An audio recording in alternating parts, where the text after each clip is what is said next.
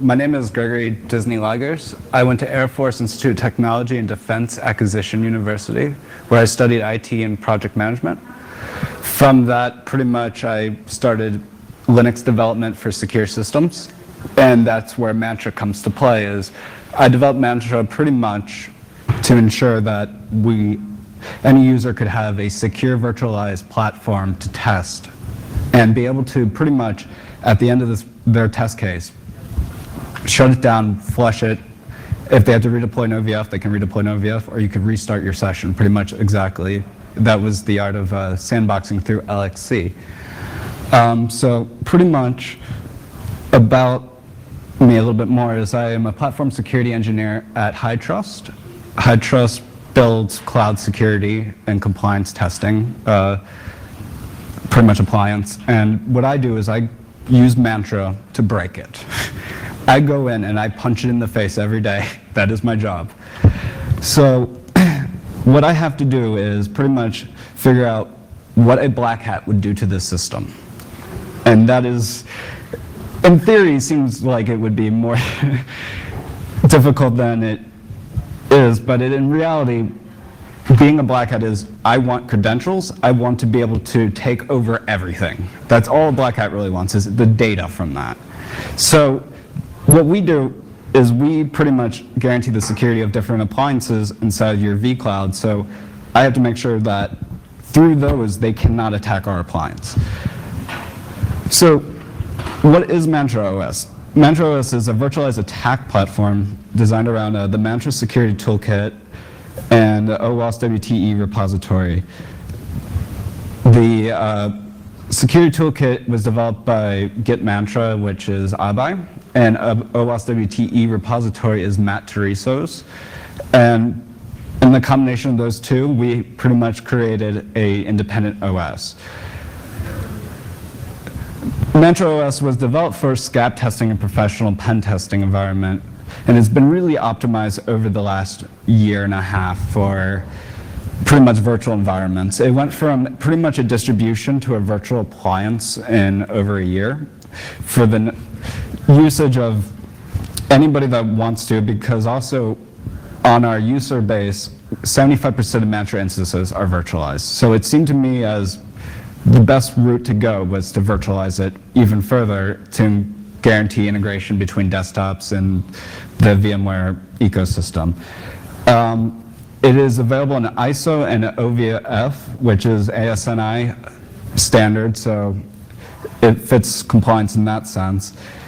How I implemented Mantra OS into HITRUST was pretty much through, they hired me in and they said, we want security in QA. So I said, okay. So pretty much I decided Mantra would be my best course because I knew it inside out because I was the developer of it. And from there, I had to implement SCAP and other testing protocols, so HIPAA compliance, PCI compliance, different compliance testing and security. So when we send it out to a customer and they say, we help them keep compliance, our product itself is compliant. Pretty much, we also use it for vulnerability verification testing through its Metasploit and other backends that pretty much exploit. I deployed it through vCenter, and it's pretty much, you'll see on the demo how it's integrated with the desktop environment of VMware. So I designed from the kernel level up. The first thing I did was give it the GR security kernel patch, which the kernel patch actually gives it pretty much like the module libseccomp gives it extra security so you can't do bad things to the server itself. I also gave OpenVZ kernel, which acts through dispatch as a virtualization job task handler. And I use the Gianetti cluster with KVM to ensure that if you wanted to build this off into a team server, you could easily do that and have multiple virtual instances based off the guest file system of Mantra OS. So that would make it easier for, in an enterprise situation, for testers to use it. Mantra OS has currently running 3 containers and 2 sandboxes on every desktop instance that is running. So I used OpenVZ as a container controller for LXC. And then last year's pretty much the 1.0 of MantraOS had a sandbox, but then I said, we can go further with this. So what I did is I took that, pretty much that dbus hook, and I made it into, when it goes to light DM, it pretty much goes, the whole desktop is sandbox. And then it's pretty much controlled through libvirt, through glib. glibc ensures that any of the C compiled programs are sandboxed and are pretty much stored in temp and flushed at shutdown. So this is the virtual core. It's quite large for a virtual core. Basically, below EFI and BIOS is bare metal, and that doesn't particularly matter in this case. So there's EFI BIOS. I use grub2, the Gramps, and OpenVZ kernel. Then it's the Gianetti, and the VZ control talks via the Gianetti cluster to KVM2, and then libvirt ensures that the loop is constant. And libdispatch is pretty much the PBS end of it for the LXC, so when the task is called, like such a shutdown, when you have this many virtual processes running, shutting down is actually quite a task because it has to tell each of those virtual instances it has to shut down. So pretty much libdispatch goes through all of those layers and sends initiative 0 or initiative 1, whatever it may be, to give it the task of shutting down. So I will show in a demo how the IPS is working, but I gave IDS an IPS solution. The IDS is Suricata, which is like Snort, but OpenCL, so it gives you a lot larger dynamic of workspace of monitoring your IDS. I also use Artillery and Honey for my IPS, and what that does is actually enables the Honey is set to make it look like an IIS server, and Artillery gives it fake MS RPC ports and all that stuff to make it literally look like an IIS server. Also, it has container-based sandboxing, which I covered. Then I also implemented AppArmor and SE Linux. So if something was to go wrong, like say AppArmor will protect Firefox, because if you're running like a social engineering, you don't want to get your browser per se hooked, AppArmor will try to protect that. So this is the security audit toolkit that I pretty much worked out with WTE with Matt. It's Zap, Burp, Multi-Ego, Metasploit, and Armitage, which Armitage / MSF GUI, and ZenMap, which is Nmap's GUI. Also, I asked in the last week Matt to add XSR, which is like Xenotech's project, but for Linux. We have for packet capture, EtherCap and Wireshark. EtherCap is pretty much, they're both PCAP handlers. But this also helps us benefit us by showing us what happens to the IDS IPS when it is properly running. We have, for web application scanners, we have Skipfish, Nikito, and Gregory. SQL injection, we have SQL Brute, SQL Map, and SQL Map integration. Intel collection, multi-ego. Now the fun part, we actually get to hack some stuff.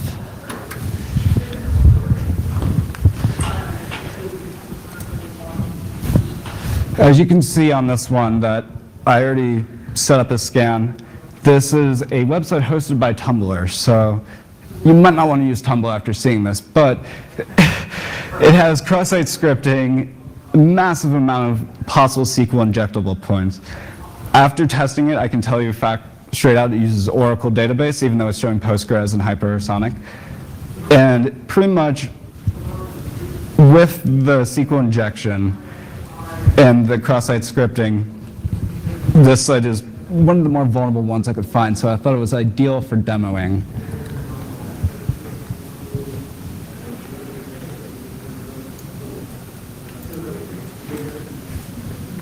So pretty much Zap I use as my preliminary scanner to see what I can do to any application I'm scanning. So what I did is pretty much now I'm going to do is a SQL map injection of the Oracle perimeter and set the database management software to Oracle so that hopefully, in theory, we can get some data out of that.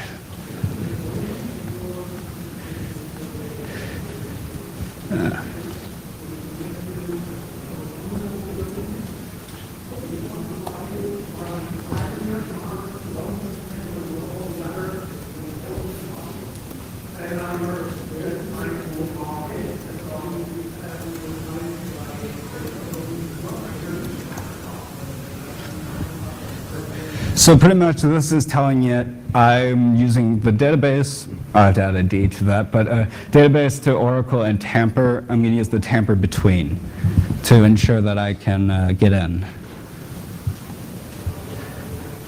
Tampering pretty much a SQL map, I feel, that's not good. Oh, I ran as sudo, that's why.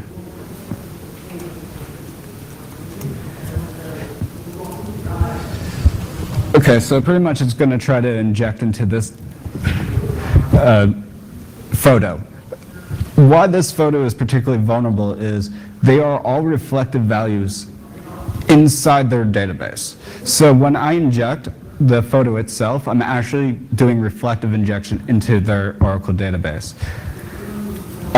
Pretty much, as you can see, there's frames detected and all that, which means it's pretty bad.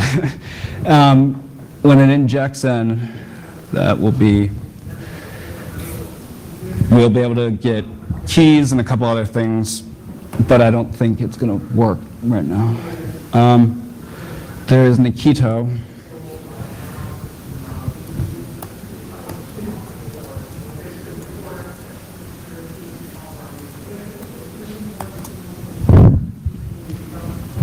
Which is going to try to do the scan.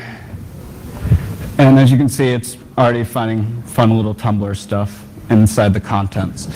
Now, with this, pretty much we can take some of the data that we found from Zap and other things, like such as Nikito. At the end of this, we have to generate some report because people are going to have to eventually be able to digest down this information, in theory. And at that point, we have to figure out how we can take all of that information, plus other tools at use, and how we can make that into a collective information to share. So how I personally did it was everything here is inside the virtual appliance because it can move between the desktops, so I can actually take the information I have found and pretty much move it to my Mac on its desktop and write a report so that it's no bouncing between, no emails, none of that, trying to get two devices working at the same time. There's also, on the other half, when you're trying to, such as,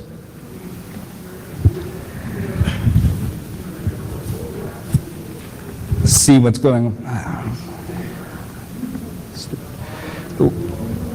When you're running an attack, I like to usually keep a browser up to see if I'm knocking it down. Like SQL injection, if it's hitting the wrong point, it can cause a denial of service because there's just a lot of traffic going on. You could be making thousands of requests. And so usually I monitor the website to make sure that it's not down.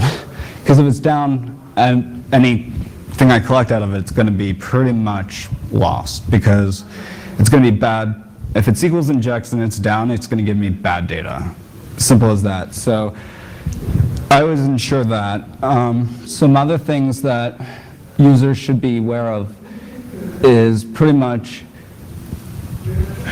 Mantra originally came with Tor, but because of the large security risk of Tor since it's been used as a CNC and other bad things have been going through it, it became a decision of, when it's being implemented into an enterprise situation, do you really want Tor? Right now, Tor is a backdoor to a lot of bad things. So it came as a decision, no, we're not going to implement that anymore because it does bad things. So what at the end result is your IP does not change. This does not have proxy anymore, but your actual identity as a service has been modified. This never will very rarely show up as a proper Linux service. So the idea of that is, if it was to be fingerprinted by some, like an IDS or IPS, it would pretty much not be able to figure out what you are.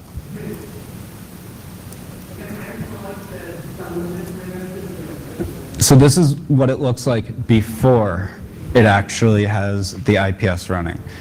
Only a few services, GDO map, pretty much a SQUID proxy service, and a couple other things running around.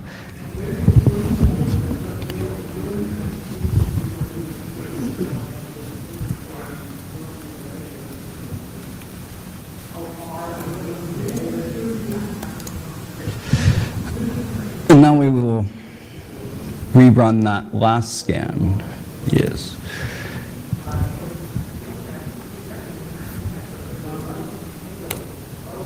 Suddenly I have a lot more ports open.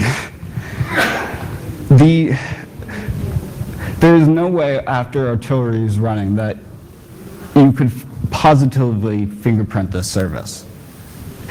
Because when it runs, it's going to give such a large strings of for the fingerprinting service on the other end, it won't be able to detect.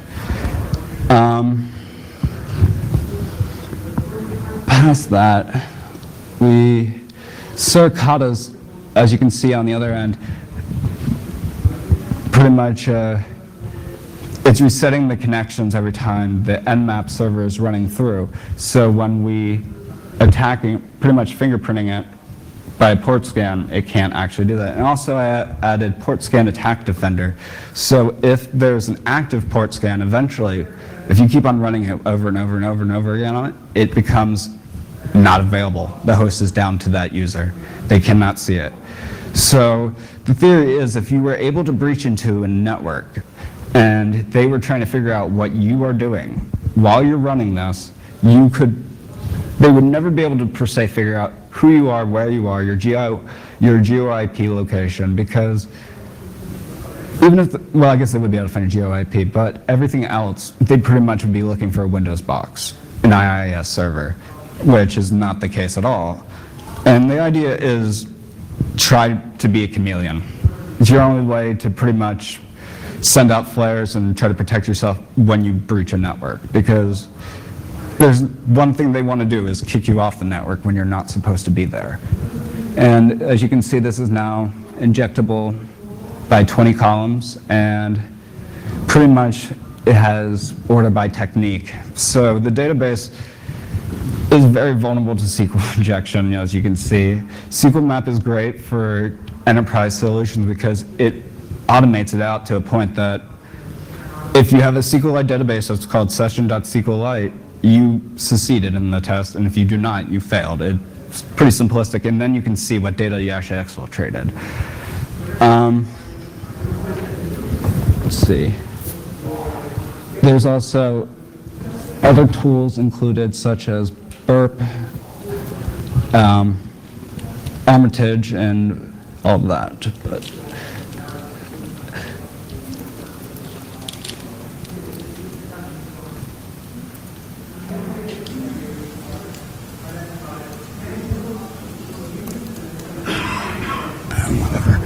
so, at this point, does anybody have any questions?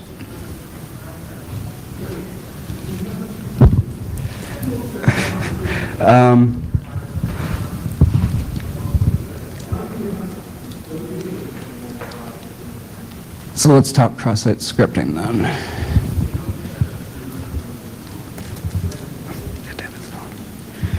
Okay, it's not on this one.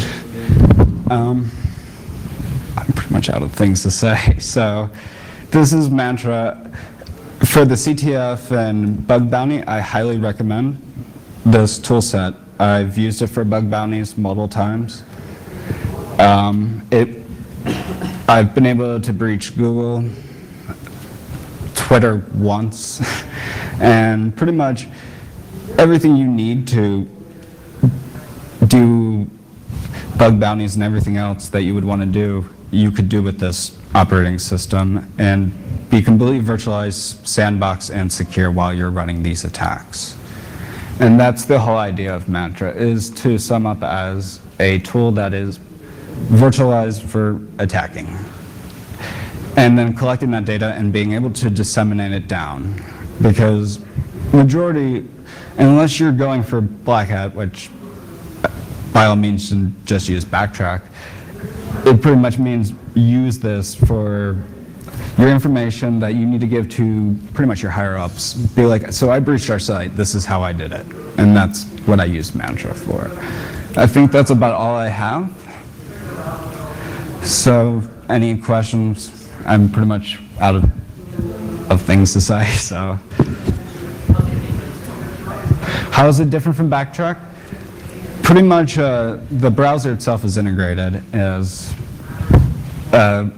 the browser itself is integrated with the Mantra toolkit, and then on top of that, the tools are part of the WTE repository, which are intent to be more stable than, per se, Backtrack, which uses whatever people are submitting each year. And the idea is to give you a stable and automatable operating system.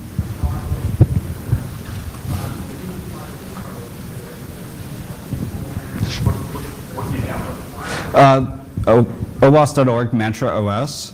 That's where the virtual appliance, and there's also the ISOs on SourceForge. Okay. Okay. You activate artillery mode. Are there any ones or any others? What was that? You activate artillery mode. So in IPS. So my question is are there any other modes or any other? Yeah, you can switch it around. If you don't want to be an IIS server, you could be an Apache. The reason I chose something that was not was because if you can spoof being a Windows server versus spoofing an Apache server, they're going to be looking for something completely different than the beast at hand. They're going to be looking for this IIS server that's attacking, but in reality, it's a Linux Nginx SWID server attacking. Yeah, it looks really cool. And you said like last year and a half, you worked on it. I mean, how often do you do updates? What's the long-term plan, if there is any? There is. We have an annual release plan. Technically, each one is under theory long-term support. Every year I do a revision because things do change, and the Linux kernel is an ever-expansive project that is always growing. So every summer I pretty much go through a release cycle, and then it releases about October every year.